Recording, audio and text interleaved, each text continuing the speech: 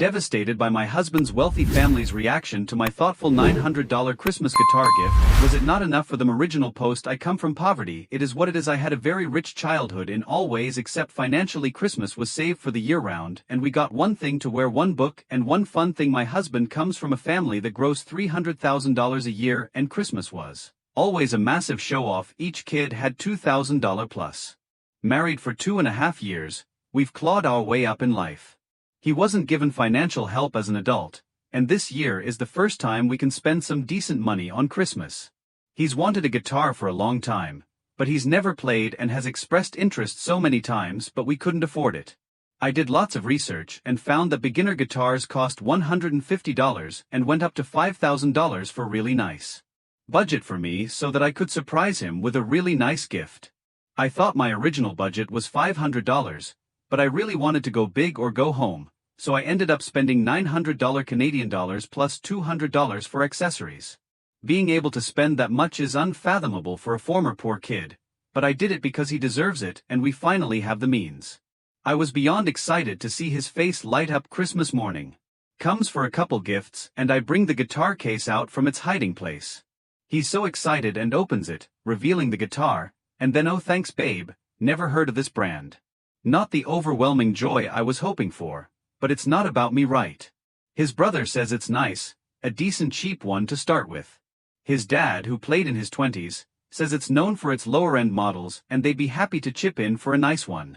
Overthinking as usual, but I am still so devastated from this 10 seconds of today, and I can't even explain why it felt like I was 9 years old again trying to be excited about my new Europa-style hoodie with my friend who got a MacBook and a Disney trip for Christmas. I think those comments affected my husband's view of it too, because he hasn't touched it since despite wanting it so badly for years. I guess I'm just venting because I feel so. I don't think he did. He's usually pretty direct and has never mentioned a specific brand, and he's not super knowledgeable about any of it. My dad said the brand is a common enough brand, but his brother has a Les Paul guitar, so by comparison is definitely pales. Note: Les Pauls are nice guitars and range in price, but the person I spoke to at Music Shop Canada said it was a very good choice. He talked me out of the two other options and reassured me of the quality / longevity. I was surprised that he didn't know the brand even as a non-musician. Preceding letter for the 250E model Guild has an interesting history of ownership, having once been owned by Fender and now by Yamaha. They make some very good guitars across a wide price range, and you got him a nice guitar. Your husband probably isn't sure what guitar he wants, so I'd take him to the music store and have him try out some models. If you keep the Guild commenter, how does he handle the class difference in your relationship? Oopie, he honestly never mentions it, but it hasn't been a huge hurdle. Seems to be the exception. Commenter sounds like you're actually devastated about your husband's reaction to the gift, not his family's. I think you're right. I was expecting him to be so excited and then it just didn't happen like that. This guitar had been a passing conversation for years. My little sister was also excited and helped me pick it out.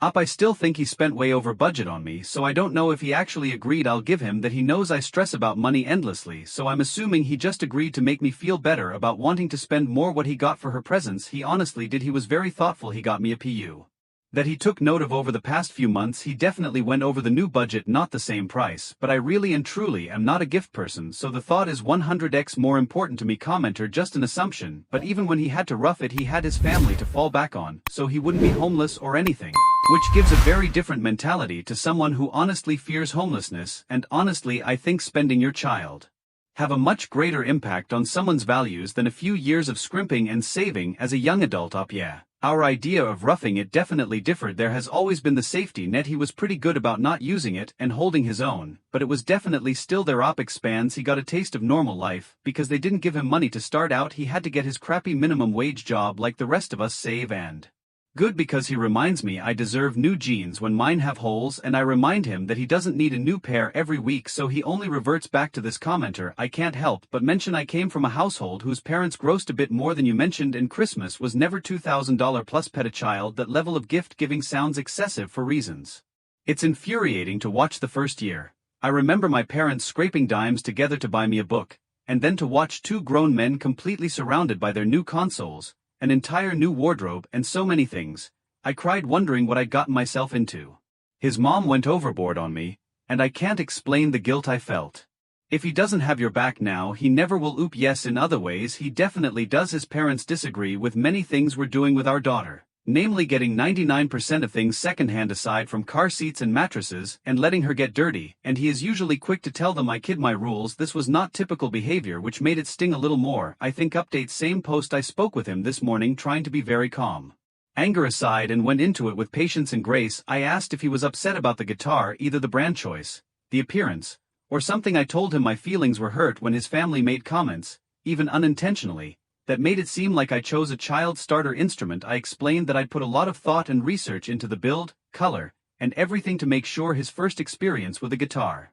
He didn't think twice about what his family said, apologized for their reaction and explained that his comment about the brand was nothing more than what it seemed. He'd never heard of the brand, loved it, and was just caught up in the craziness of Christmas, which is why he hadn't played it yet. It eased my mind. I guess I'm just used to over-the-top reactions in my family. Knowing he likes it makes their opinion mean a lot less now. To the next story. Story 2. Parents sided with my cheating ex, denied me shelter after divorce. Now 5 years later they want back in after hearing about my engagement. After my divorce 5 years ago, my parents lost relations with me. Nick cheated on me with his receptionist, I discovered. We were childhood sweethearts because his parents were friends of mine.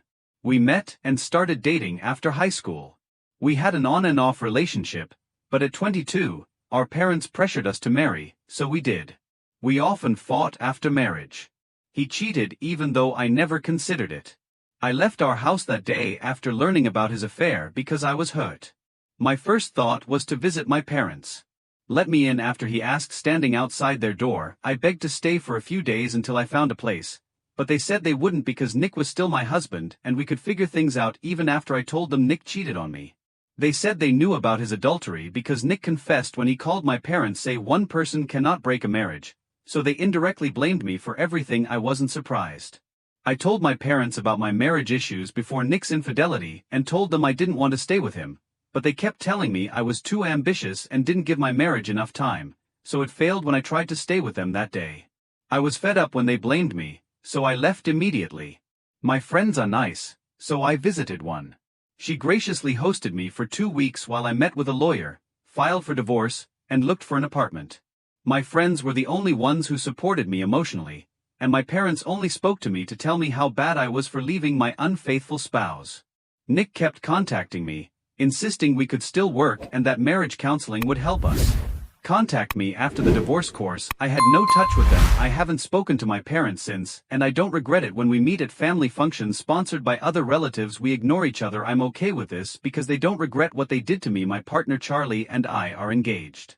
After 5 years, my 3 years with him have been some of my best. His restaurant, where we met, discovered he owned that restaurant and had a similar business history. Charlie grew up interested in all things cooking because his father owns one of the state's largest bakery chains, which led to his restaurant launching. I was impressed, but I didn't care because I'm a working woman and plan to work after marriage, unlike my parents.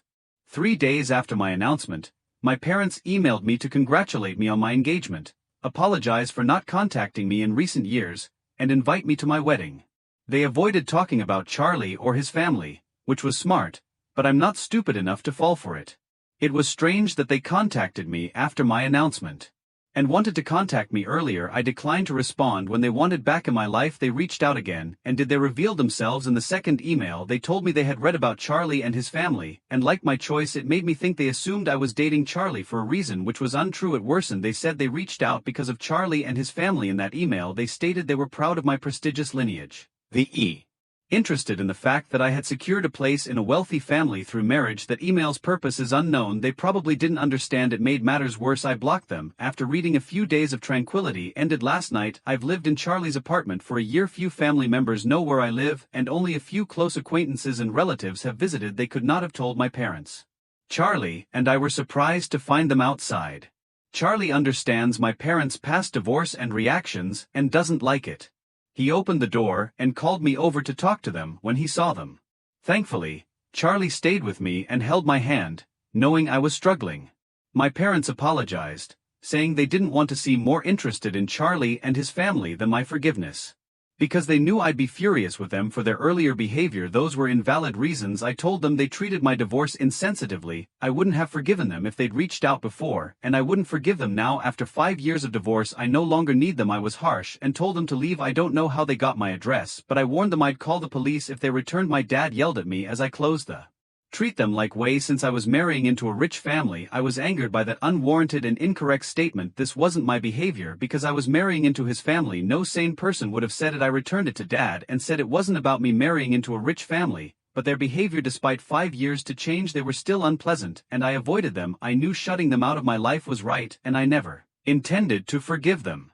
Attitude problem because it ended my last marriage. They made it clear that Nick had cheated on me with a workplace receptionist he'd known for months while I was engaged. They boasted that Nick and this woman were happily married with a child. They said I could never have a happy family since I was always showing off my superiority. I guess I had done this before by focusing too much on work instead of my marriage, and now I was acting superior. Because Charlie me my second, they said thanks to my fiancé. Charlie ignored their warnings about me. Charlie refused dating advice from folks like my parents because I was married to him and he was rich. Saying I could brag about it. He said whether I had an attitude problem or not was his concern, and they didn't need to worry about him because we weren't bothered about them. The last thing Charlie said left me stunned. He told my parents that he was delighted my ex had found was indicative that they still supported Nick instead of me after 5 years. To reflect on their behavior, he said it didn't matter because they weren't close to our net worth. He closed the door as they panicked outside. My parents left eventually. I didn't think it would go further, but my paternal grandparents called this morning and lectured me about Charlie and my mistreatment of my parents. Since my grandparents and I have been close,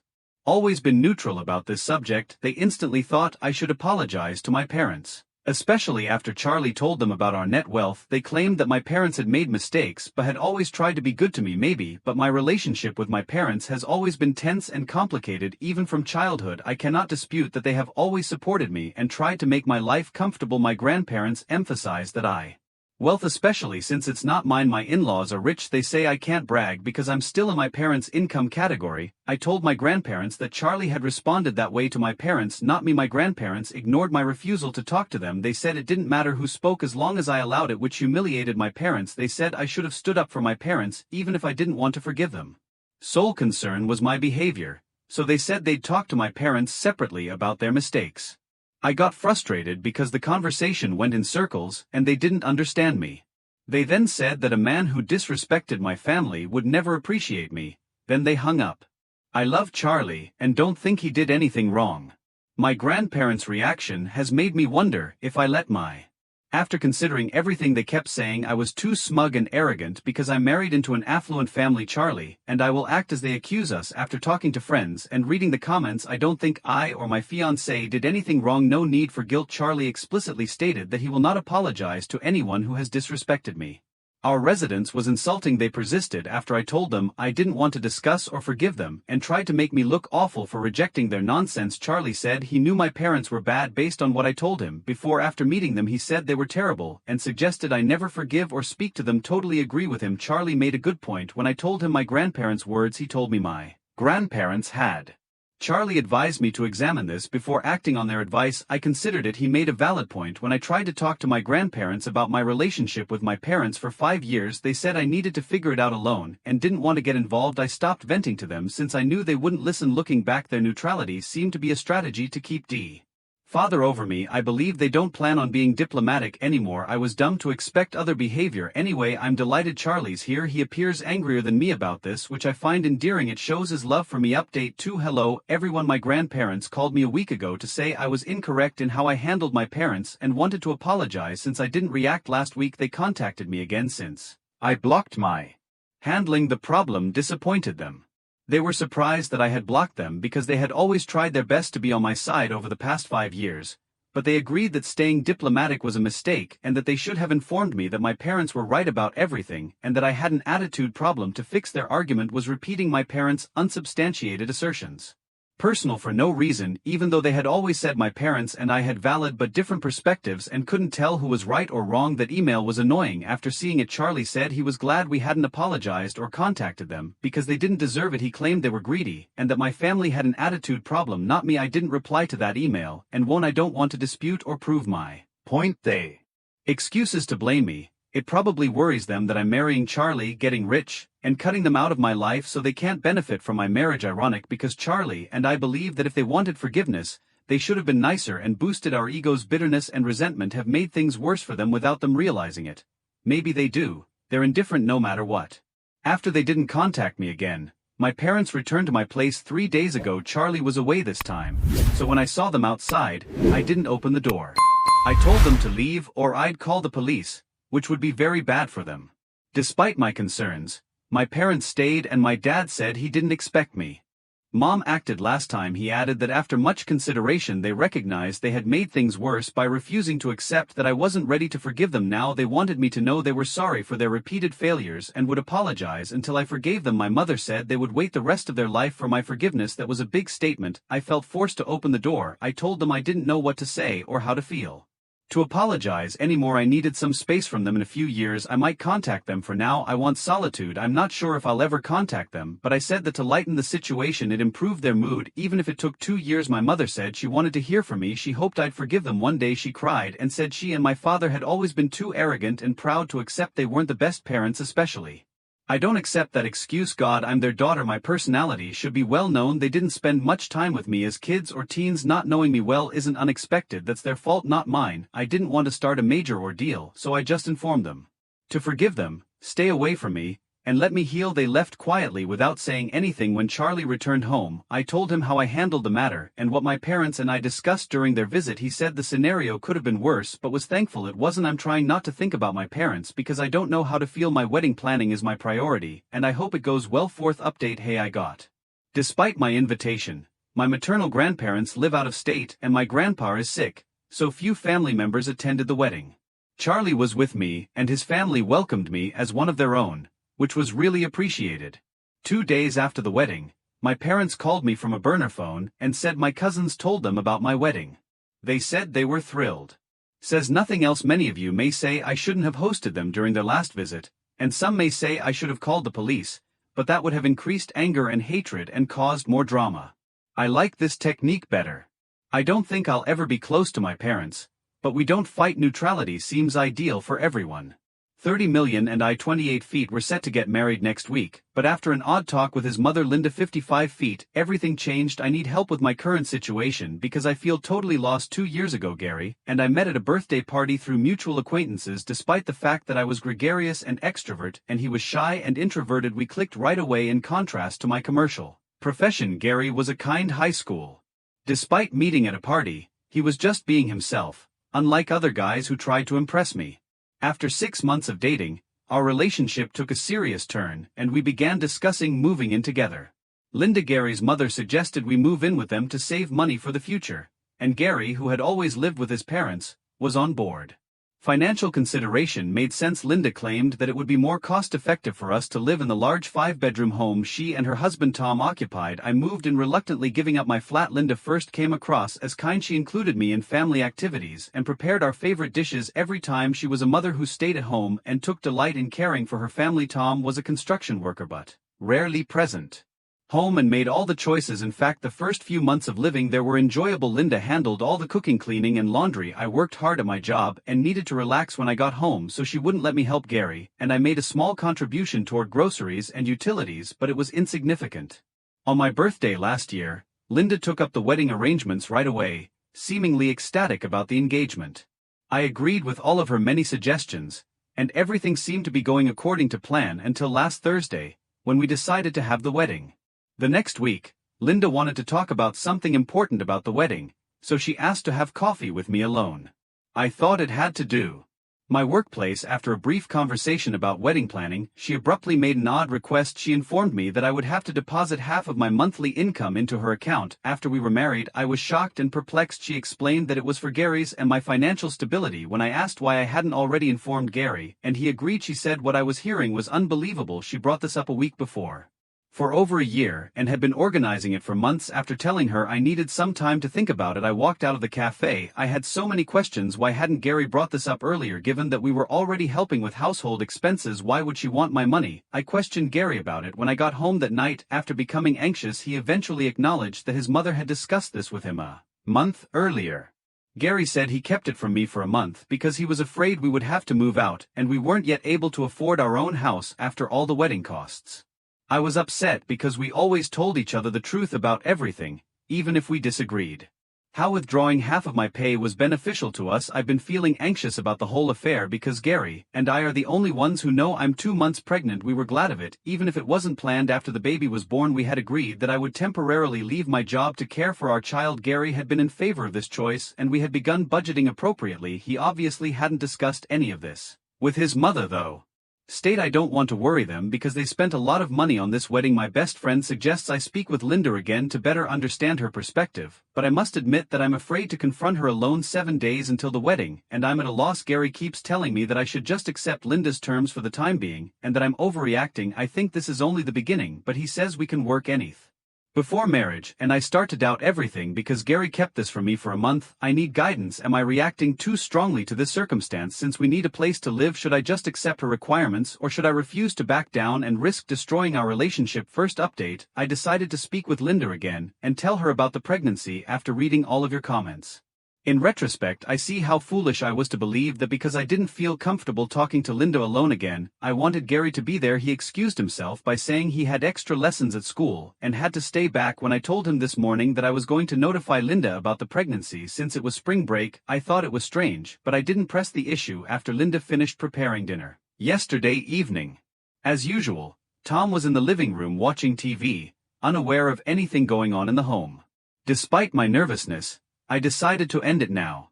I started by telling her I was expecting her granddaughter, who was 2 months along. I thought she would be excited or happy, but she yelled so loudly that the neighbors could hear her. She called me manipulative and claimed that I had orchestrated the entire incident to damage their family's reputation. I was surprised because Gary and I had lived in their home for 2 years and were getting married in less than a week. Was anyone trapped by this pregnancy? She went insane when I told her I was quitting my job when the baby was born. Bombshell when I reminded her that I had never committed to pay her my wage in the first place. She informed me that months prior to his proposal Gary had already promised her my pay. I felt like I had been punched in the stomach. Gary had been cooperating with her in intentions all along and was aware of them, but Linda still kept talking about how my unintended pregnancy had ruined everything. She claimed that she was only allowing our marriage too. After I decided to resign, I called Gary, but he didn't answer. When he arrived home at 9 p.m., the call went to voicemail.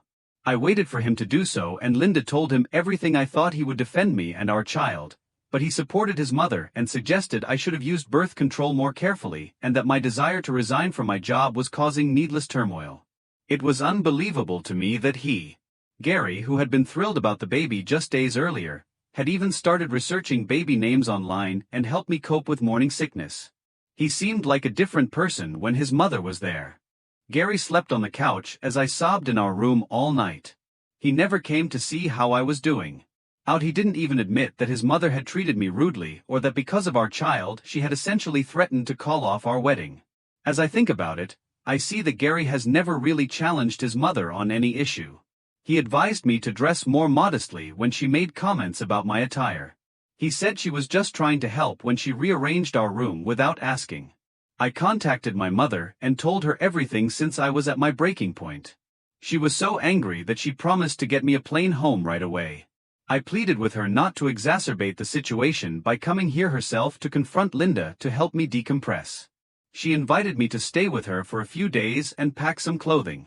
Gary claims that I'm being traumatic and messages me non-stop. He claims that by leaving in this manner I'm embarrassing him and that I should return home to make amends with his mother for causing her distress. My mother believes that I should give this marriage more thought. She claims that if Linda is making such demands prior to marriage and Gary is unable to resist her at this time, things will only worsen once they are married. She is concerned about how they will handle the baby and me. I'm not sure. I can't help but think of how fast Gary changed when he had to choose between me and his mother. When she starts making more demands after marriage, what will happen? Will my child witness their father consistently picking their grandmother above their mother as they grow up? Second update, I cancelled the wedding. I found the strength to make this tough choice after spending 2 days at my mom's house contemplating everything. Gary unexpectedly came up. My mother had gone to get groceries, so she wasn't home. At first, I thought he had come to express regret or at least try to understand my perspective. But he started scolding me about how staying at my mom's house was embarrassing him and his family. He claimed that family members had started to call and ask why I wasn't home, and he wasn't sure how to respond. His demeanor only exacerbated the morning nausea. With my choice about the child, I would not marry him. I saw his true colors in his remark that we needed a place to live, so he suggested that if I truly cared about our child, I would continue working and give his mother what she wanted. He said he wasn't going to leave his parents' house because I was being difficult when I proposed that we rent a tiny apartment instead.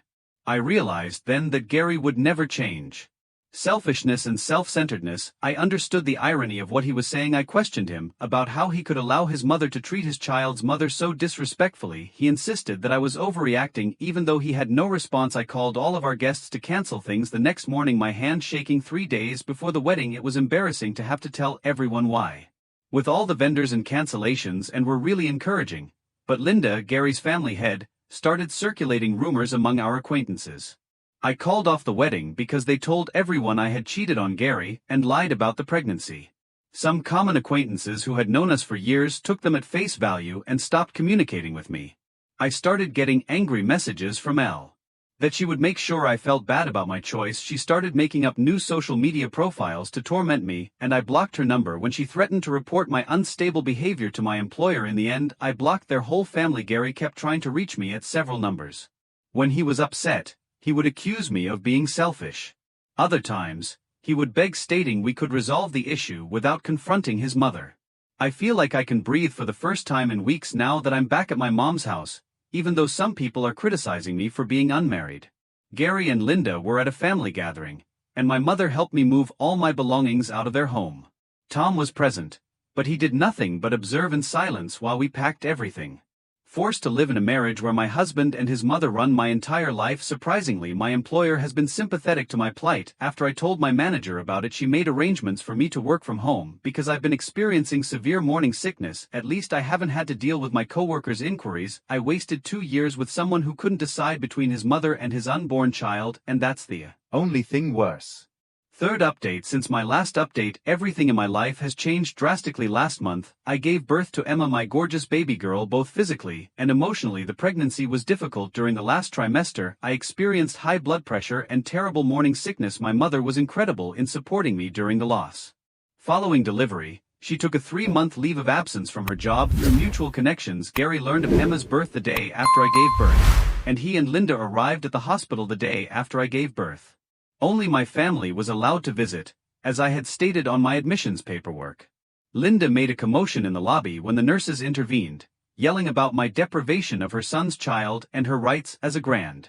My blood pressure and kept me under monitoring for an extra day. Gary's attorney called me about custody arrangements a week after we got home from the hospital. Linda had been posting on Facebook about filing a lawsuit, so I wasn't surprised. We're now working out the custody details, and I have my own lawyer. Gary's petition for 50-50 custody is improbable because he never supported me during my pregnancy. And all of her threatening texts. 2 months ago, something unexpected happened. Gary's calm father Tom paid me a secret visit. He claimed to have wanted to speak with me for months, yet he appeared anxious. He told me something startling and expressed regret for not speaking up sooner. 5 years prior, Linda had done similar things to Gary's ex-girlfriend Sarah, although Sarah left Gary before the engagement to receive a portion of her inheritance, Tom claimed.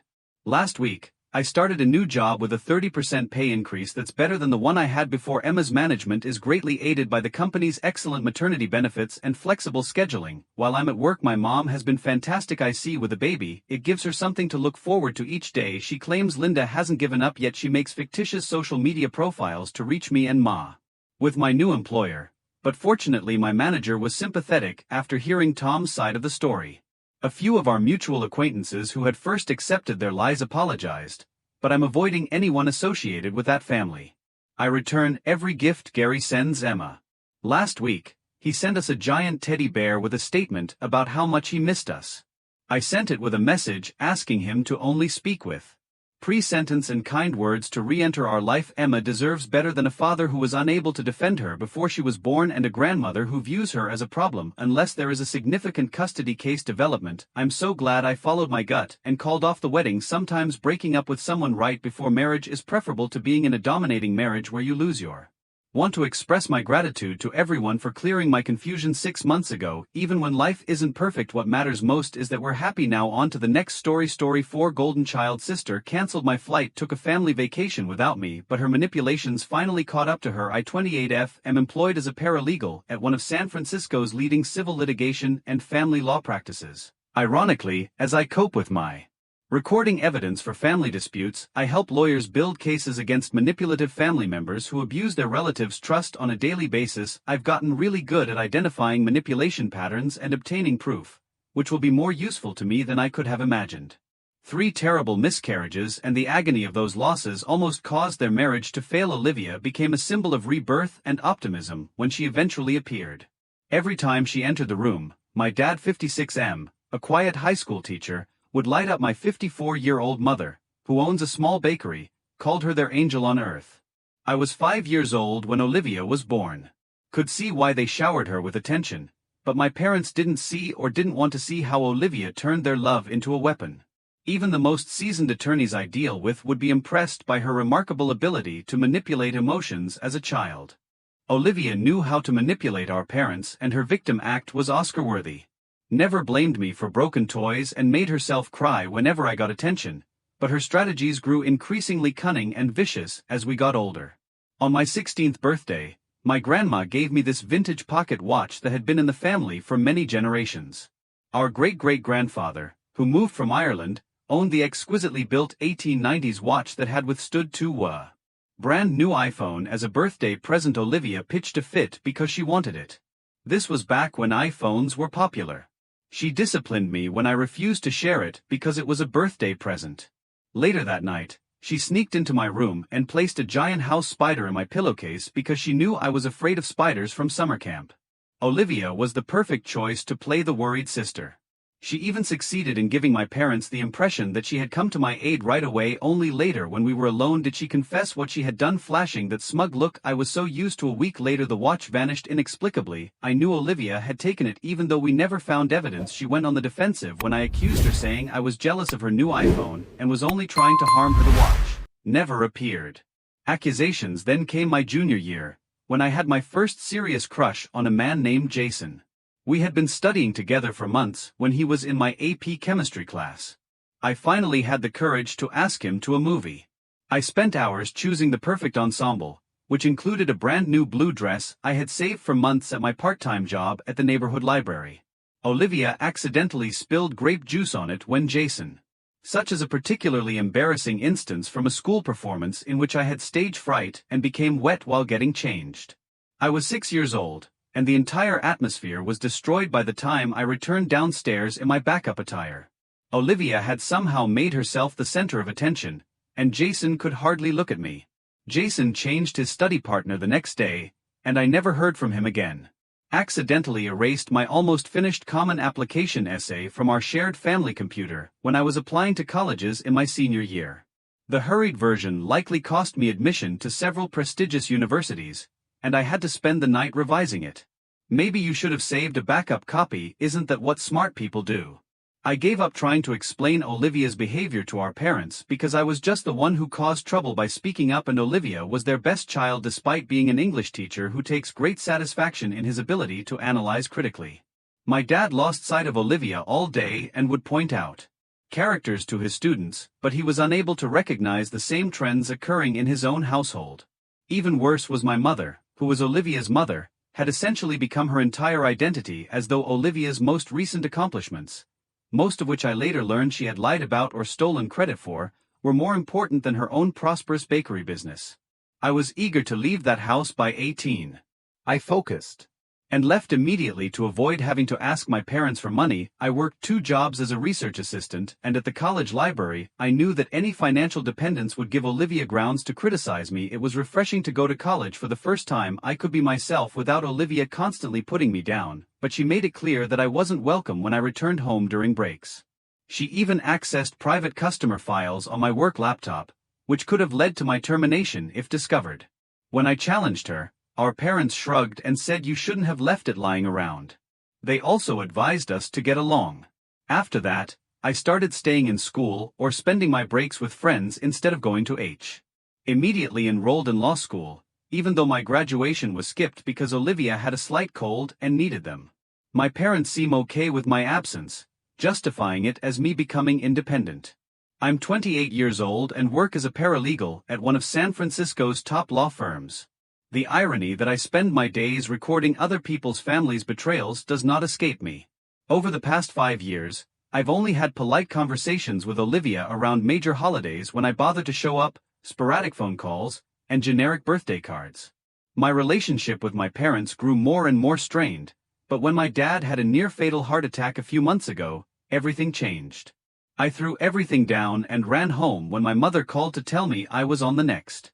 "Madison, please come HEK asking for you." Her words broke through years of bitterness. Dad was stabilized and lived but was badly shaken by the event as I watched him struggle with the tubes and monitors connected to him. During one of our hospital conversations, he expressed his desire to spend more time with his loved ones, said life's too short in a weaker voice than I had ever heard, and recommended lifestyle changes like schedule. My wrote constricted as he spoke about second chances and regrets. I chose to stay for a few days because I could see his point of view, perhaps since I hadn't taken a sick day in 5 years and had enough goodwill to last a lifetime. My employer was unexpectedly kind. I could work from home conducting research and preparing documents from my former bedroom, but Olivia did not like my return to the house. She moved my laptop to her, trying to work and accidentally unplugging my monitor during crucial video conferences, among other small acts of violence.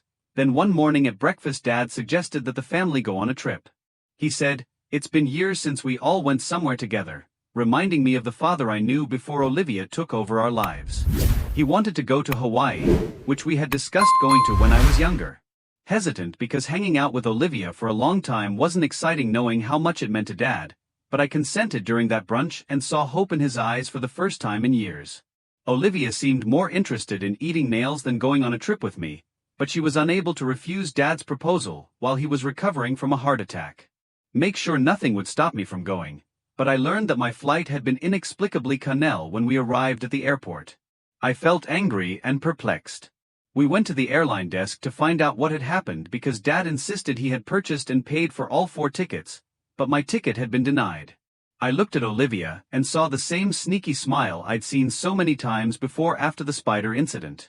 Went straight up to her. I said, "You did this, didn't you?" Mom leapt to Olivia's support. "Your sister would never do something like that." Dad then made an effort to make things better. "It's probably just an airline error. Let's not point fingers," as she mentioned that my ticket had been cancelled yesterday from my parents' home IP address. While I was at work, the airline lady appeared uneasy. I was taken aback since there were no other flights that day. It didn't accept Olivia as she was, despite all the evidence against her. After hesitating and speculating that they might postpone and reschedule, Dad started talking about how long it had been since he had taken a vacation, and how the doctors had warned that stress was bad for his heart and that he should keep quiet. Mom said, "You travel so much for work." Without looking at me, "You're not really missing out." Their remarks hurt to once again prioritize. As I made my way back to San Francisco, determined to move on from the entire situation, I had no idea that Olivia's reputation as a golden child would ultimately bring about her demise. Something changed inside of me as I stood alone in the airport watching my parents and Olivia board their plane. I learned the value of paperwork, case building, and waiting for the employment. For years I had been secretly gathering proof of Olivia's manipulation, including witness statements from former classmates and neighbors, emails, texts, and security camera footage. In that airport terminal, I decided to stop being the understanding elder sister and stop ignoring the situation. Olivia's deception was nearly complete. Anyone, because I worked as a pargal, the truth always comes out in the end, and I would be prepared when it did. First update: I never thought my mother would call me in such a friend frenzy so quickly. As I listened to her frantic voice describe what had happened at their Hawaii resort, my hands began to shake. Their flawed family vacation had devolved into a nightmare that would reveal Olivia's true character. It started when Dad's heart medicine started to in.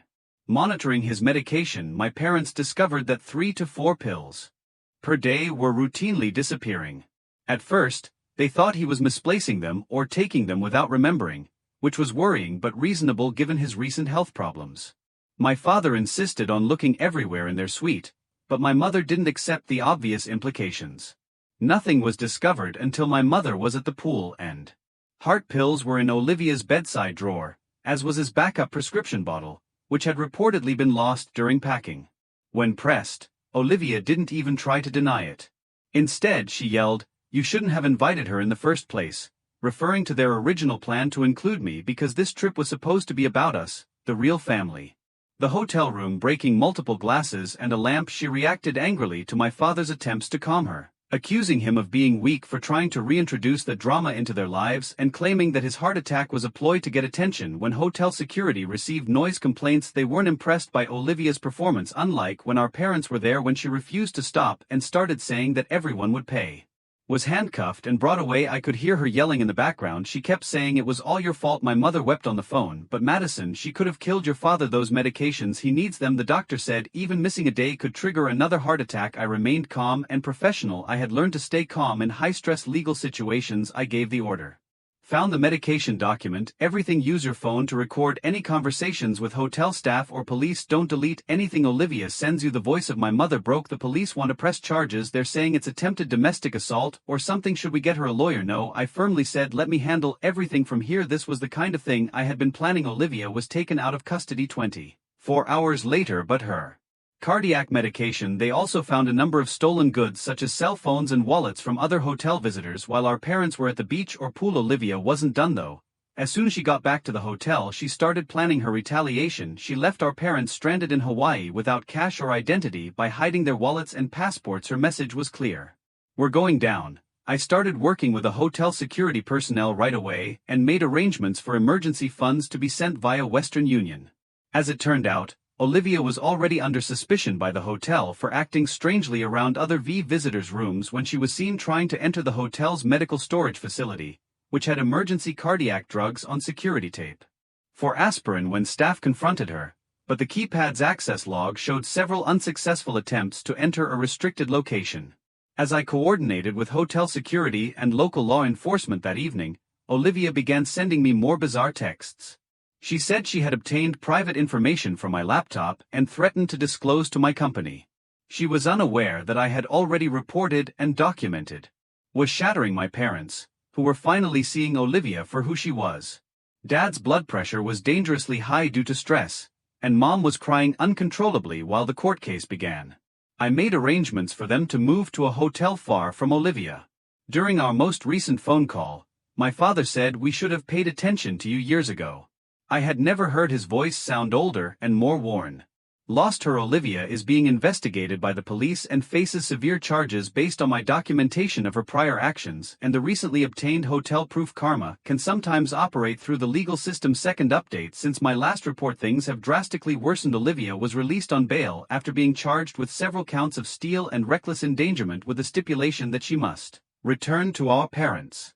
Next showed that things were much worse than we thought. Olivia transformed our parents' home into a psychological battleground without regret by methodically deleting family pictures except those that featured me. Olivia said she was cleaning the house of negative energy when Mom questioned her about it. Then in the middle of the night she started moving all the furniture around, making loud noises that kept our parents from falling.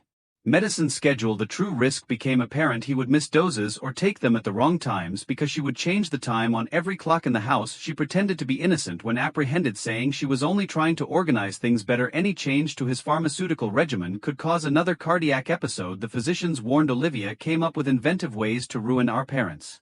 When Dad discovered that his car's brake lines had been tampered with, it was the tipping point. The mechanic confirmed that the damage was deliberate, but we couldn't identify Olivia. She accidentally started a small fire in the kitchen at 3 a.m. That same day while cooking, my dad called me crying, "We can no longer live this way, Madison. My blood pressure is skyrocketing, and your mother hasn't slept in days, but she is our daughter. How could we have let her down so badly?" I arranged for Olivia to be evaluated by a mental evaluation team using my legal connections, but instead of cooperating, she launched into a conspiracy theory. The evaluation team found a complete lack of empathy and extreme narcissism, indicating a pattern of behavior that had likely been growing for years. Olivia would either deny everything or defend it as essential for protecting her family from my influence when I showed her the evidence. The process has been a nightmare, but our parents have finally consented to formally evict her. Appliances and shredding documents. She thinks the house would never be the same without her and is marking her territory. Things got darker last night during one of her 3 a.m. Eventually she wrote resignation letters to his school's principal and gained access to Dad's email account, claiming to be helping them simplify their lives, then canceled all their utility and credit card bills. The police were called again, but Olivia seemed to enjoy operating outside. Since she knows her limits, it's hard to make a case for her quick removal. I've been painstakingly recording everything to build a case that should lead to mental health treatment and criminal prosecution. My years as a paralegal are coming in handy. Currently staying at a motel. Mom's voice was hollow when she called me yesterday. We never realized we needed to protect the world from her because we spent so many years protecting her. Next week is the eviction hearing in court. Although Olivia is unaware of it, I have gathered proof of financial fraud she has committed over the past few years using our parents' information. I've been planning for years because sometimes the best defense is the best. Dramatically, the final meeting with Olivia would unfold. She went from using psychological warfare to open criminal action. After being served with the official eviction notice, she planned what I can only describe as a deliberate attempt to demolish everything our family had worked so hard to create. 3 days prior, on her last night at our parents' house, she gained access to Dad's retirement funds and tried to move the whole amount to an offshore account. After the bank's fraud detection system failed, she methodically destroyed priceless family relics like Dad's first edition books from his teaching career, our great-grandmother's wedding china, and 1940s photo albums. She even claimed to be cleaning the house of generational trauma while live streaming parts of her outburst on social media activities. The issue reached a breaking point when she reacted violently and instantly, screaming that she would rather burn the house down than let them win. She grabbed a kitchen knife and started slicing furniture. The police negotiator asked me to disclose the extensive evidence file I had put together, which included years of documented incidents, surveillance footage from the house, and financial documents. Parents' accounts and medical records demonstrating her meddling in Dad's medical care. Olivia was arrested after a 4-hour standoff, but the true shock was the police's discovery that she had been using several false identities during her booking. She has reportedly been using similar strategies to con other families, posing as a distant cousin in need of assistance or long-lost relative. Destroy property and attempt financial fraud. The foundation of their argument is now the evidence I have accumulated over the years. Last thoughts while they deal with everything. Our parents are living with me in San Francisco. Just the three of us had our first real family meal in years. Yesterday, I keep thinking about all the signs we ignored, all the times Madison tried to tell us. Mom sobbed during dessert. We were so caught up in not losing her. I'm reminded that all realities come to light in due time as I hold it and listen to its steady tick. My dad handed it to me last night and said it should have been yours all along. Going forward, we're focusing on family healing, the genuine kind, based on openness and I appreciate all of your help and guidance during this trip. When things got hard, your remarks kept me going. We are especially grateful to the community's legal experts who provided advice. You are truly remarkable. Now to the next story. 5. My parents publicly humiliated me, and exposes the truth about their toxic legacy. My sister Maya, 47F, has always cast a shadow over me, 42F. We were raised in a wealthy Boston suburb by parents both in their late 70s who were very focused on success and social standing. Even though we were both intellectually gifted, Maya was always presented as our family's jewel, while I was only an afterthought. This dynamic was evident from my very first memories. Our parents would have lavish celebrations for Maya's families in their neighborhood ignored or commemorated my birthdays with a hurried card explaining that we already spent too much on Maya's party this year. This trend persisted throughout our schooling. When Maya was accepted to a prestigious private high school, our parents just said, "At least we won't have to pay for this one." Maya and found wanting the difference was much more noticeable while we were in college. Our parents covered all of Maya's living expenses and tuition at Yale Law School, as well as a nice apartment. They advised me to take out loans or pursue a less expensive job route because they had already committed their resources to Maya's law school fund. Despite this, I received scholarships, worked several jobs, and earned an honor. I forged my own path by relying more on talent and perseverance than on family ties to launch my career. Family get-togethers were usually fraught with tension. Maya was referred to as our successful daughter by our parents, who would treat me as if I didn't exist. Our mother would hastily shift the topic or make disparaging remarks. In spite of the subtle but persistent emotional assault, I managed a team of engineers and had a comfortable 6-figure salary as middle management at a burgeoning software business by my early 40s, but this was nothing compared to May's accomplishments as a lawyer in our parents' eyes.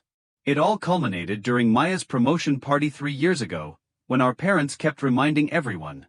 Senior partner at her firm, more than 200 members of Boston's affluent social circles were invited to the Fairmont Copley Plaza's grand ballroom, which they had rented out.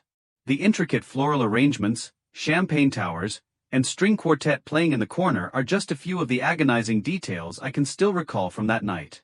Table away from the main family table and tried to act dignified. I expected the usual kudos from Maya when our father got up to speak, But what happened was more than I could have imagined. He opened by calling Maya their greatest blessing. While addressing Boston's social and legal elite, I had long known she was their golden child, so that part wasn't surprising. The room burst in amusement as he went on to joke that second ones are usually useless anyway. He said that they could have spent all of their time and money on Maya instead of me. My mother said at least we had one child we could be proud of as she stood next to him grinning and nodding. Their words weren't even the worst part, it was observing the reactions of those in my immediate vicinity, who seemed to find my public humiliation amusing. I frantically glanced at Maya, hoping she would speak up or "They're just joking," Maya remarked simply when I questioned her later in the hotel's powder room. "Perhaps they would be proud of you too if you put in as much effort as I did." Those remarks given with such casual harshness were the last straw. My relationship with my family ended that evening. I had put up with being the inferior daughter for years, but this public admission of my inadequacy was too much. I immediately their phone numbers and erased their email addresses. As soon as I got home, I got a job at another software business across town in less than a week, and I immediately started a new life. I gave my job and personal development all my attention for the next 3 years. I built a solid team, received numerous promotions, and even began coaching more junior female IT workers. For the first time in my life, I felt genuinely valued for my abilities and recognized by my new absence from family events. I was told by distant relatives, but their worry was never followed by an apology, telling everyone that I was being oversensitive and dramatic. Maya seemed to defend her actions, even implying that my emotional instability was proof that our parents were right about me all along. Life continued and my independence brought me serenity. I traveled widely, bought a stunning Back Bay brownstone, and of self-worth that wasn't related to comparisons to my sister, and the burden of constantly trying to earn my parents' love subsided. My parents sent me several urgent texts yesterday after I hadn't heard from them in 3 years, first via email, then voicemails on my work phone, and finally text messages from unfamiliar numbers. I felt something bad had happened because they hadn't tried to reach me in months. I called them pounding as I braced myself for any news they might have. Must I tell them what they told me? Their predicament is almost poetically ironic, and I'm thinking of a plan of action that might eventually let them see the repercussions of their actions, but I want to make sure my judgment isn't influenced by past traumas. Sitting in my home office for the past few hours and gazing out my window at team now looks up to me instead of me being the constant letdown. I helped us land a significant deal that recently made our business famous. In retrospect, I see how much their unrelenting criticism affects every aspect of my life. I went from relationship to relationship in my 20s and 30s, selecting people who would treat me the same way my parents did, as though I was never good enough to understand the pattern and overcome it. Achievements even affected my job decisions. Whenever I was successful, I would minimize my achievements almost as an act of contrition. I didn't tell them when I got my first big promotion because I knew they would somehow compare it to Maya's career. Ironically, they never realized how strong it was to launch a career without their help, since they were too preoccupied with upholding their flawless image and Maya's flawless reputation. Every accomplishment I made. As I prepare to disclose what my parents told me, after all, the cosmos appears to have a sense of humor. I can't help but think about how my parents' fixation with social standing and perfection has finally come back to haunt them. I'm also struggling with the fact that in spite of everything they've done, including years of emotional abuse and humiliation in well-being, perhaps that makes me human, or perhaps it makes me weak, but I'm certain that the choice I make next will permanently alter everyone's life. Shall I share their words with you? What do I plan to do? I'm aware that some people may argue that I should be the larger person and take the high road, but perhaps it's time for them to understand what it's like to lose everything they hold. 3 years ago, my office is now covered in deep shadows as the sun sets over the Charles River. I'm getting more and more frantic as my phone beeps with more messages from my folks. My silence is probably driving them crazy because they've never had to wait. Good. I think I'm ready to discuss what they told me and my next steps. To be clear, this isn't about retaliation. It's time to hold them accountable for stake here, and they must be held accountable for years of emotional torture, showing them that their useless second daughter is more powerful than they ever thought is the goal here. If you want to hear the rest of this story, please let me know. It will be worth the wait, I promise. Image they had worked so hard to create over the years. My parents claim that Maya has been battling a serious cocaine addiction for 3 months. She lost her job at the law firm, but pretended to be still employed.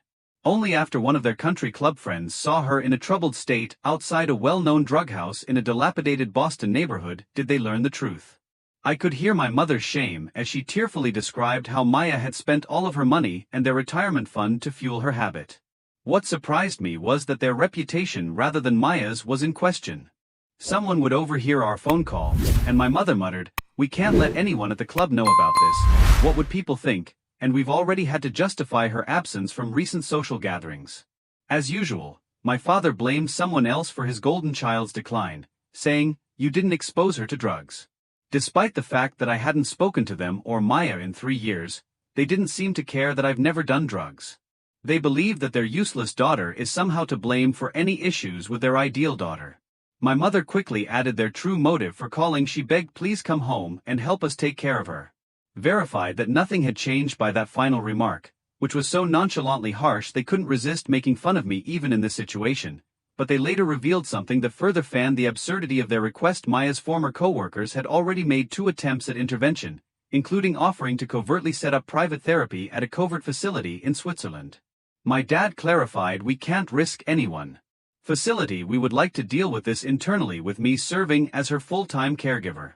Their plan was to keep Maya confined to her old room at home through sheer resolve and familial duty. They appeared to believe that their useless daughter might somehow overcome their perfect one's drug addiction. I'm still in shock over their foolishness. Jeopardize Maya's health and possibly her life to protect their reputation. We would like to deal with this internally. They had a plan to keep Maya in her old room at their house while I took care of her full-time through sheer resolve and familial responsibility. They appeared to believe that their useless daughter might somehow heal their perfect one's drug addiction. My mother genuinely sneered at my suggestion that addiction calls never been as strong as Maya. She will recover if her family helps her. She is unique. She is not like other addicts. This was the direction of the conversation. For nearly 2 hours they took turns pointing the finger at me, downplaying how bad Maya's addiction was and worrying about how to hide it from their friends. They never showed sincere concern for Maya's welfare or admitted that their pressure may have contributed to her demise. My father made one. I hung up, already making plans in my head. They wish to remain silent about this. Their reputation is a concern for them. Perhaps it's time for Boston's elite to meet the family they've long admired in person. I can't help but see the irony as I sit here figuring out what to do next. They need the daughter, spending years pulling me down to elevate Maya. But I have another idea that will help them see the real consequences of their behavior. Taking the high road isn't what most people would do, but maybe it's not the best course of action this time around given everything they've done. Watch this space to see what happens next. I can assure you that karma will soon make a stunning entrance in there meticulously. Deciding to contact Maya directly without our parents interfering, I wanted to hear her side of the story. What happened on the phone was painful and eye-opening. Maya's voice was hardly recognizable, weak, uncertain, and entirely different from the self-assured sister I recalled. She initially spoke in short, disjointed words, as though it took a lot of work to put her ideas together. The entire story then slowly came to light. She didn't fall. Parents at the promotion party. The weight of our parents' expectations and the burden of being the youngest senior your partner became too much to bear. She admitted, "I was frantically trying to prove I deserved the position by working 90-hour weeks. I had trouble falling asleep. Every case seemed like it could be the one in which I failed and showed my lack of confidence." Seeing how worn out she was, one of the other partners gave her something to keep. One-time boost to get through difficult times became a daily requirement. Maya explained how she would plan her entire day to maintain the ideal facade while controlling her increasing dependence. She would plan court dates for the mornings when she was most lucid, attend lunch meetings that were really occasions to use, and gradually distance herself from everyone who might see her decline. The most shocking admission came when Maya sobbed and admitted, "I saw myself becoming them. I was so focused on maintaining this image of perfection that I stood there and let them destroy you. I've carried the guilt ever since." She disclosed how our parents' unrelenting adulation had turned into a prison. The bar was raised with each success. The pressure to be flawless increased with each achievement. "They didn't just ruin your life," she whispered. "Our parents' resistance to allow her to get professional help scares her the most." She said, "They keep saying they can handle it privately, but I know I need real treatment. I'm scared I'll die if I don't get help soon." Then Maya did something that surprised me. She expressed regret, not just a shallow "I'm sorry," but a sincere admission of her responsibility. Taken sides with our parents for all the times she had reveled in their admiration, while they had denigrated me. In her own words, "You were always the strongest one. You built your life despite them, while I built mine to please them. Look where they got me." Neither of us missed the irony in her comment. Maya described our parents' current behavior, while we spoke more about appearances than helping her. From social events, Maya stated, "They've even staged fake video calls where I pretend to be working late at the office. I no longer have access to finding out how they have been responding to her withdrawal attempts was the most upsetting aspect. They have seen it as a minor nuisance rather than seeking medical care. When I experience severe symptoms, they give me sleeping pills and lock me in my old bedroom." She stated, "They tell the housekeeping staff I have a I had a clear image of May as an addiction and the poisonous familial dynamic that fueled it. By the end of our talk, our parents hadn't produced one successful and one unsuccessful daughter, though in separate ways they had harmed us both. I want to get proper help, finally Maya said, but I'm terrified of standing up to them there. Defy them. I knew what I had to do at that point. I had to change my original revenge plot. Our parents should be held accountable for their deeds.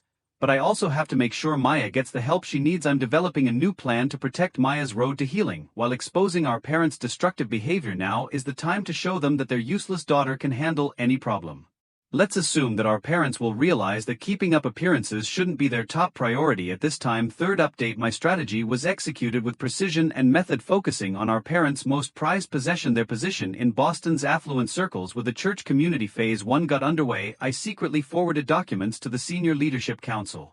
Maya's current state and a detailed letter detailing how our parents were deliberately delaying their daughter from receiving life-saving medical care. I emphasized how they put appearances before their daughter's life by mentioning their refusal of the Swiss Rehabilitation Center. It happened just before the annual meeting of the church fundraising committee, which my mother had chaired for 15 years. The council reacted quickly and removed the Sunday sermon about pride coming before a fall. Was especially incisive. Phase 2 focused on their network of professional contacts. I methodically contacted important associates at Maya's previous legal practice, voicing my serious concerns regarding our parents' handling of the matter. The company about possible liabilities. Our parents' painstakingly constructed fiction about Maya continuing to work that was essentially destroyed when they released a formal statement stating that she had left months prior for personal reasons. The country club stage was especially fulfilling. All I had to do was make sure the appropriate people heard the appropriate conversations among the elite club members. Gossip spread like wildfire. The absurdity of the situation had laughed at my humiliation 3 years prior. My mother's valuable junior league connections provided the brilliant idea. The message was clear: their place in Boston's social hierarchy was eroding. I changed the location of their annual charity banquet, which was usually held at our parents' house. Due to concerns about the home environment, I implemented the second phase of my plan. As their carefully planned social environment collapsed, I was able to. The administrative director of the facility consented to list Maya under a false identity after learning about our parents' meddling in earlier attempts at rehabilitation. This made sure our parents couldn't interfere with or control our therapy, Maya's path to recovery from an addiction, and from our parents' oppressive expectations.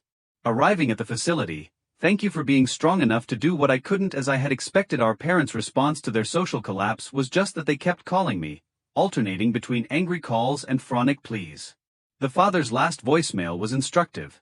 How dare you destroy everything we built? We gave you life, and this is how you repay us. I sent a single text message in response. My self-worth: systematic destruction. How does it feel to be seen as useless in your social circle? Boston's affluent social circles are still feeling the effects. Our parents, who were once honored guests at all important social gatherings, are now discreetly denied invitations to important events, get no response to their calls, and mysteriously lose their dinner reservations at upscale restaurants. In an unexpected email last week, she revealed with Maya's consent that my sister is progressing remarkably now that she is finally getting professional assistance and is free from our parents' toxic expectations. She is starting to realize how their fixation on perfection fueled her addiction.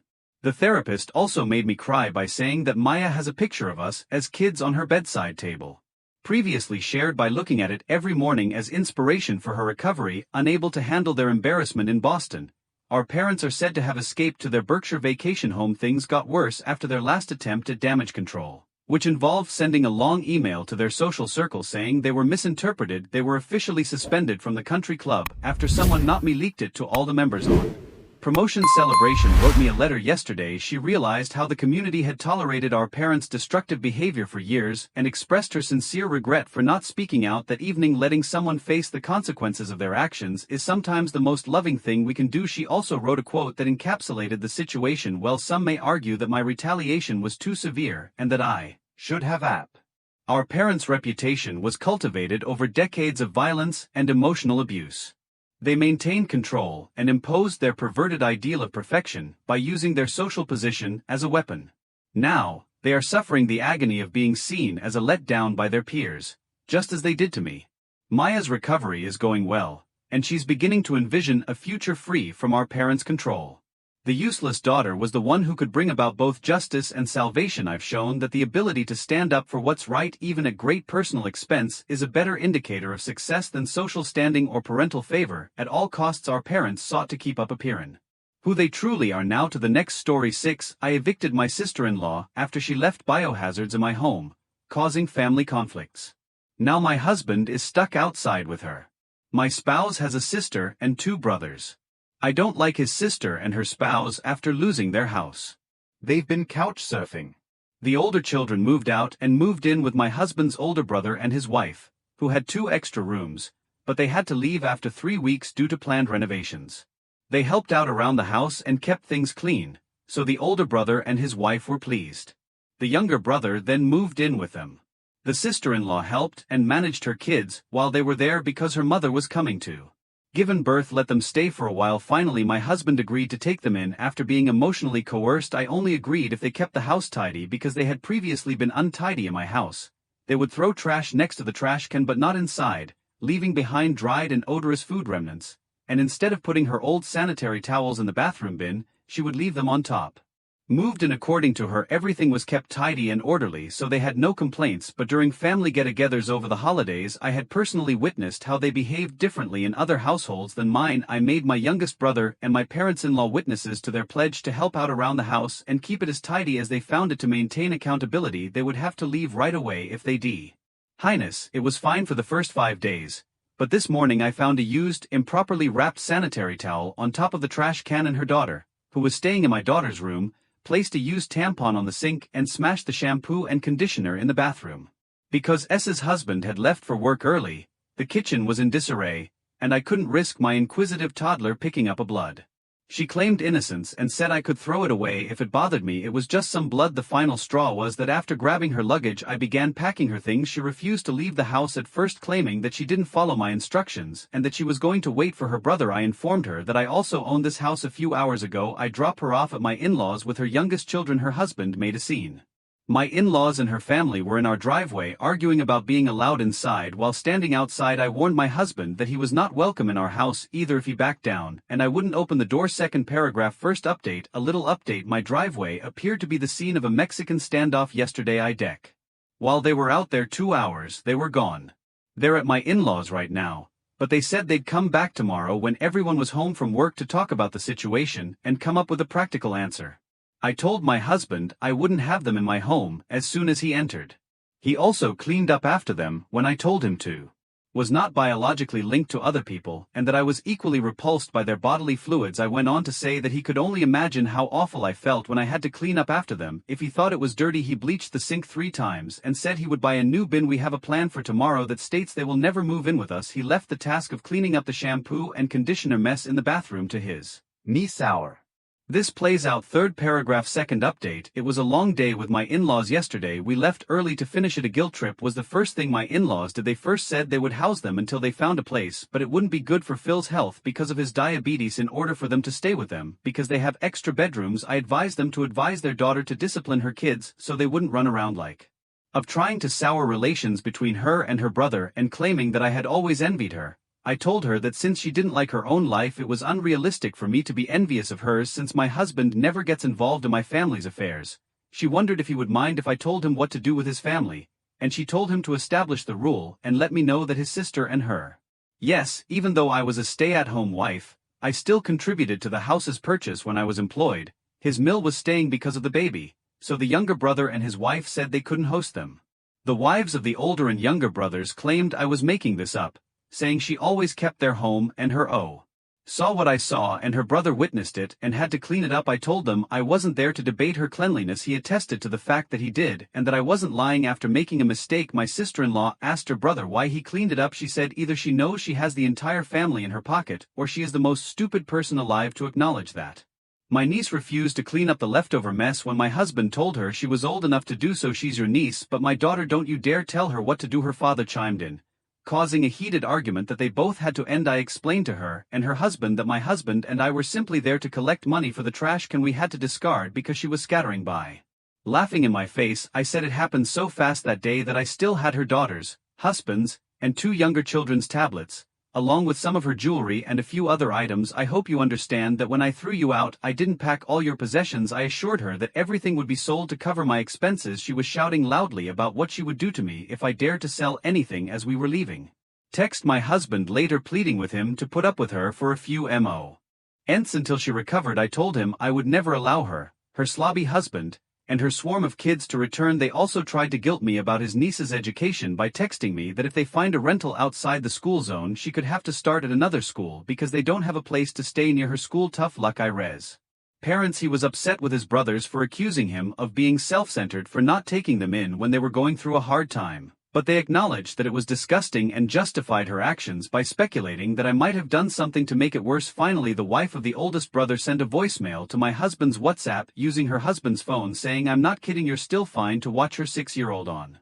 After picking up my kids, we had a brief meet and greet because the parents wanted to get to know the parents of their kids' classmates. Since I often pick up my husband's older brother's 6-year-old daughter on Tuesdays and Wednesdays, the office brought her to me since no one had been to pick her up. Her instructor, assuming I was late because of the administrator, to bring her to me. When she saw me waiting in the hallway, I told them that on Tuesdays and Wednesdays I was no longer in charge of her. They must have contacted her mother when they brought her back to the office. My husband told me when I got home from the meet and greet that his parents had called and expressed their disapproval of me leaving their grandchild. They also put his older brother's wife on the phone and my husband informed his parents that they would not be allowed to speak to him for a week and that he would only unblock them if they sincerely apologized to him and to me after I made it clear that I would no longer offer free services. He clarified that it was the parents' responsibility to arrange for pickup for the time being. The S who I expelled is still living with her parents. My in-laws are hosting her spouse, 2 of her elder children, and her. I believe I have a long journey ahead of me. The wife of the oldest brother was present when I dropped off my kids at school on Friday. She trailed after me. She confronted me in the store parking lot when I paused to pick up some products. I refused to accept her sincere apologies and desire. Since she is the lead and must oversee, she would lose the project if she missed one more week of overtime. She had to pick up her 6-year-old since her husband was unable to adjust his schedule. She argued that resenting her child for a casual remark was unjustified. Her child blamed me for the biohazards left to my house, so I told her that wasn't a casual remark. Said that the S had declined since she was barely able to manage her 3 children under 7 to free up time and energy to pick up the kids. I advised her to ask the youngest wife, who has her mother residing with her, who claimed that rather than helping with her 6-year-old, she preferred to focus on the early memories of her own child. I advised her to accept it and work with her family to find a solution. I parallel parked my driveway to keep her from parking there and bothering me at my door in order to transfer the car. I texted my husband to ask him to let me know when he would be home. She parked on the side road and came to my house despite being unable to find a spot. I refused to open the door. When she rang the ring, she went around the back and knocked my forever through the glass. I threatened to contact the police for harassment if she didn't leave. Then she went off. My mother-in-law and father-in-law were there when I answered our doorbell in the evening. I let them in because they wanted to apologize and come inside. The first thing they told us was how much the past 3 days had changed them. They then apologized and asked me to return to my regular self, according to my mother-in-law, because life is. My husband stopped his mother and said, "Then why do we critical back Slor Lemon and I have to be the only ones on the receiving end of the negativity? When will you hold my sister and the others accountable for their behavior when she choose her side?" I added she wondered if I would be able to sleep at night. When my husband mentioned how much I had done for her without payment, I said yes. They retorted that it shouldn't matter if I had another child who was already potty trained because I was already at home since I had given up a lot for their kid over the years. I assured them that it did matter and that they had no right to force me to help if they couldn't persuade the younger brother's wife to. They wanted to know. My spouse interrupted, claiming that he was holding them captive and that they would be given back after his sister covered the costs. According to my Phil Essel would be justified in informing the police about the theft. In response, my spouse said she can do as she pleases. My spouse then disclosed something I was unaware of. He instructed them to inform his sister that he had cancelled the hotel and all summer holiday plans.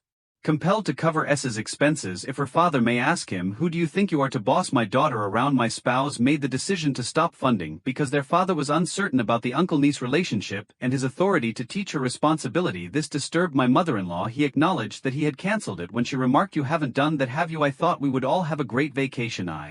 Young children. I told them that she had made bad decisions that led to her current predicament and that having a 9th kid would not make things better. According to my mill, her body, her choices means that every woman should make her own family planning decisions and I shouldn't tell ill what she should or shouldn't do. She argued it was different, claiming she wasn't telling me to have more or fewer children since she liked grandchildren the more.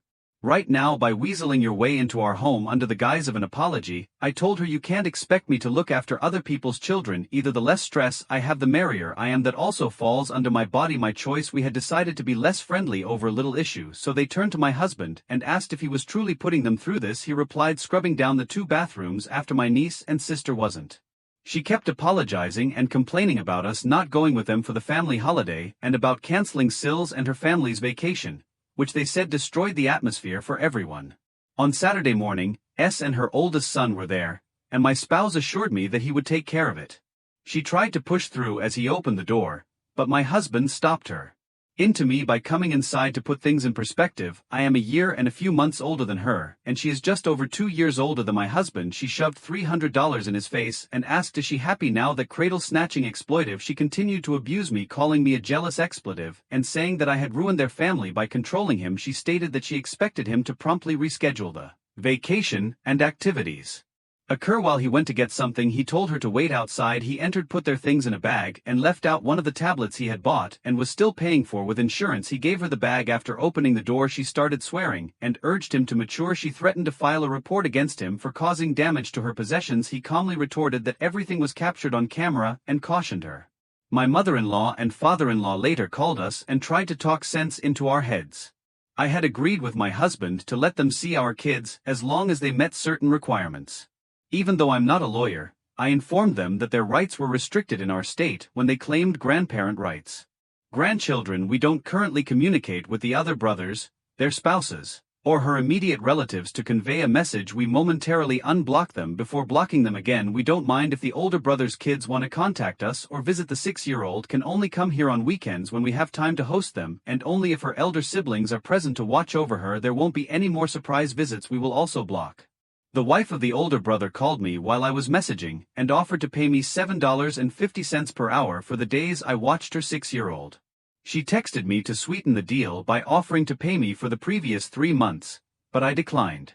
Now to the next story. My sister stole my spotlight, trapped her boyfriend to have the first grandchild, and now expects me to raise her baby because she can't cope. Sister tricked her partner into getting pregnant. Now that she can't handle being a mother, she wants me to raise the child. After 6 years of dating my longtime partner Dexter, 29 million, and I 28 million, were married last year. We met at a college function through common acquaintances. I was studying business administration and Dexter engineering. Since the moment we clicked, we've been inseparable. I've always been competitive. Did first or better since she was a toddler. 3-year-old Arya threw fits until our parents enrolled her in ballet classes when I was 7 years old. Even though she had never been interested in sports, she suddenly became interested in basketball. When I joined the school team in the 8th grade, she insisted on taking lessons and putting in extra practice time. When I started playing the piano at 15 to surpass me at the yearly recital. Study tirelessly until she received straight A plus additional credit, while I received straight A in my sophomore year. Arya put in endless effort to gain admission to an Ivy League university with a better scholarship. After I got accepted to State University on a partial scholarship, our parents supported her actions, viewing Arya as their ideal kid while frequently ignoring my accomplishments. While I worked part-time jobs to pay for my tuition, they spent thousands. About my relationship with Dexter on social media. Arya began dating his younger brother Kenneth, 26 million, a few months later. Their connection appeared forced, and Kenneth was in his senior year of high school, but our parents thought it was cute that the girls were seeing brothers. Dexter and I developed a close bond throughout the years, helping each other through our early adult challenges.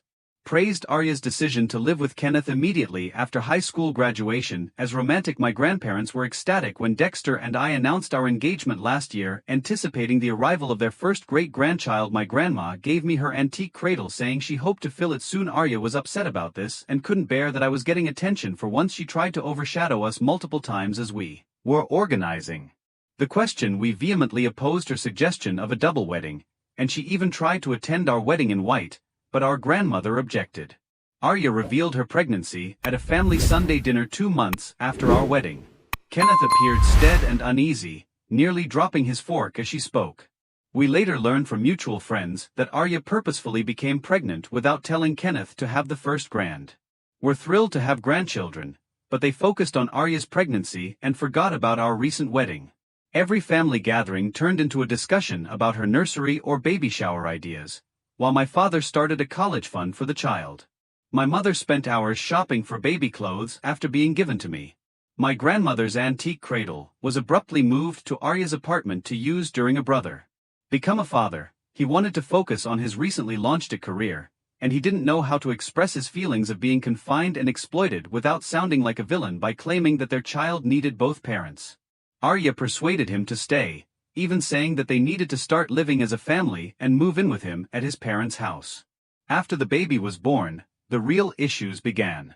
Kenneth was similarly unprepared. Both of them began to show symptoms of overwhelm. Kenneth began staying late at work to avoid going home, and Arya would call her mother at 3 a.m. to vent about how hard things were. My parents invited Dexter and me to supper last week. We were mistaken to believe the also invited Dexter's parents ought to have raised our first suspicion. My mother began discussing how anxious Arya was with the baby. As soon as we sat down, she talked about how the kid was making things hard for her and how she needed time to figure out her life and job. She talked about how Arya needed a vacation and how her mental health was deteriorating. The unexpected thing came next. My parents said that since Dexter and I were stable grown-ups and I couldn't speak just because the real parents weren't prepared for the responsibilities they had consciously accepted. They were expecting us to look after someone else's child. We are currently under pressure from both of our families to change our minds. They constantly accuse us of being heartless for not helping Arya when she is in need, but Dexter and I won't. We're talking about a human being, not a car. Parenting proved to be more difficult than you expected, so you can't simply hand off your child. First update: since my last post, things have become worse. My mother and Arya arrived at my place of employment yesterday during lunch. Somehow the marketing company where I work in the city discovered.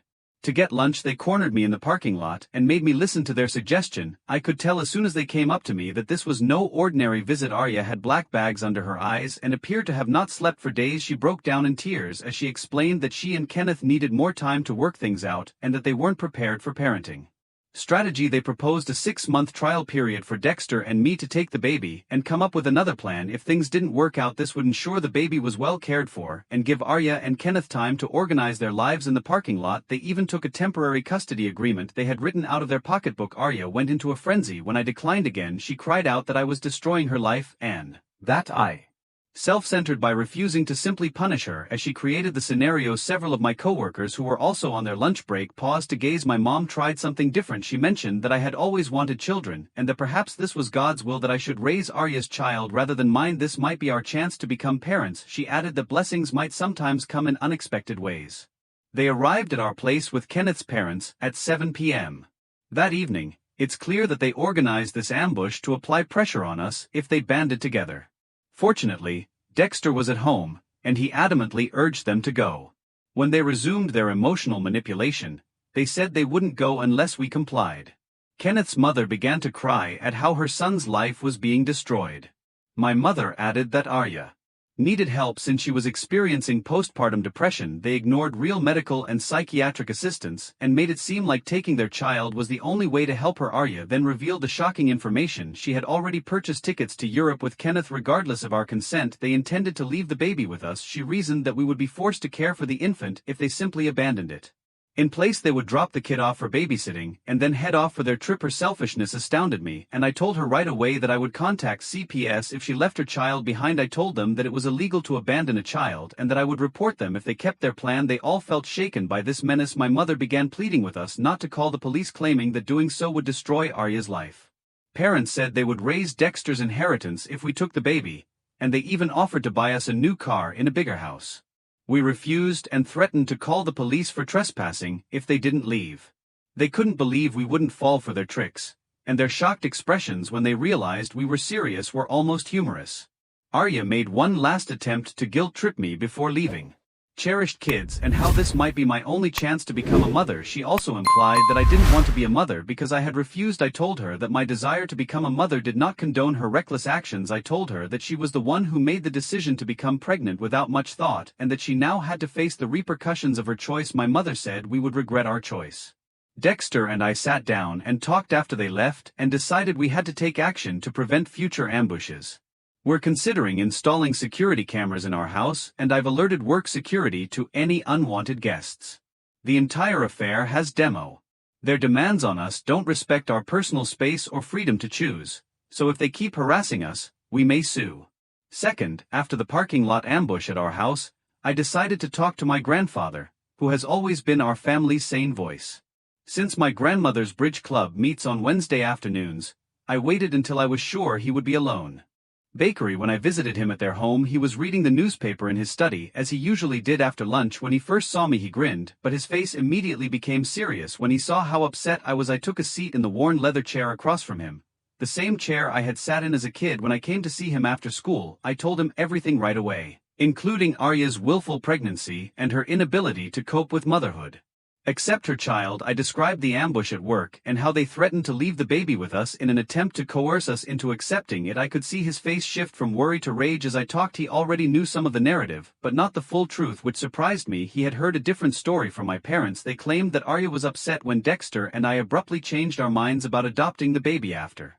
Portrayed as the bad guys who refused to help families in need. When grandfather learned the truth, he became enraged. He found it incomprehensible that my mother, his own daughter, would try to make her elder daughter raise her younger daughter's child. Arya's intention to leave the kid with us and flee to Europe especially inflated him. He muttered that this wasn't how he and grandmother had raised their kids while shaking his head, even though he made me repeat everything to her. When she got home 20 minutes later, both of them were clearly distressed. By the time I finished telling my story, this had gone too far. They both agreed. Grandfather claimed to have seen my parents favor Arya throughout the years, but he had thought they would change their ways. He now understood that this mess was the result of expecting me to clean up after her. Grandfather then made a surprising offer. Among his many holdings was a lovely property and a peaceful area about an hour's drive from our own home. The current occupants had recently left the house, which had been rented out for years. He said we needed to get away from this toxic situation and offered to give it to us.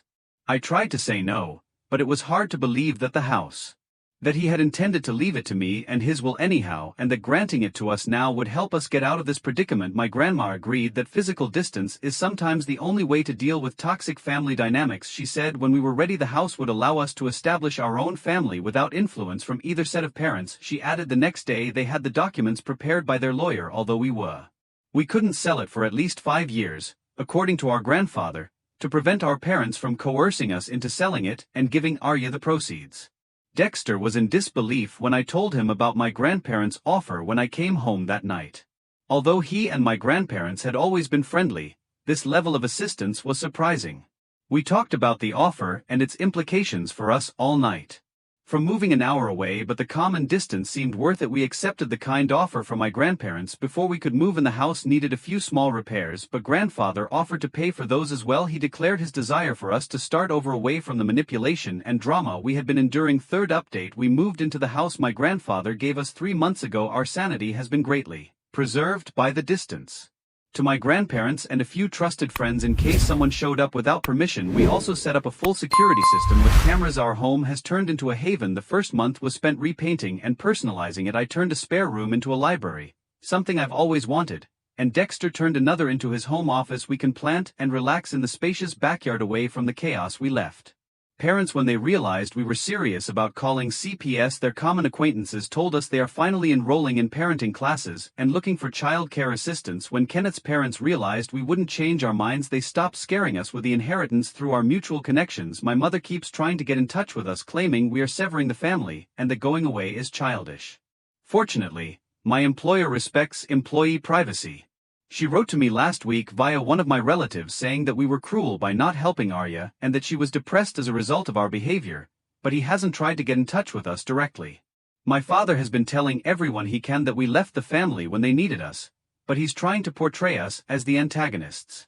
Distance throughout it all. My grandparents have been our staunchest allies. They have made it clear to everyone that they support our choice and frequently pay us a visit in our new house. My mother was even instructed by grandmother to refrain from contacting us until she could respect our limits. They got into a heated argument over this, but my grandma refused to back down. In the end, Dexter's parents expressed regret for threatening to take our attempt to coerce us into taking Arya's baby was wrong. We're still keeping our distance, though months of coercion and pressure are not undone by a single apology. We've learned from the entire experience who genuinely cares about our welfare and who just wants to use us to solve their problems. We've finally come to grips with our choice and are eager to start a family on our own terms. Assistance, but we don't plan to contact them again anytime soon. It will take more than a few months of good behavior to restore confidence. We're content with our quiet new life for the time being. We plan to join a neighborhood community garden, make friends, and adopt a dog. Sometimes establishing enough distance to improve your personal happiness is the best way to handle hurt. That's what we're doing. Thanks for watching, and if you haven't subscribed, do so and hit the notification bell to get more shocking real-life stories.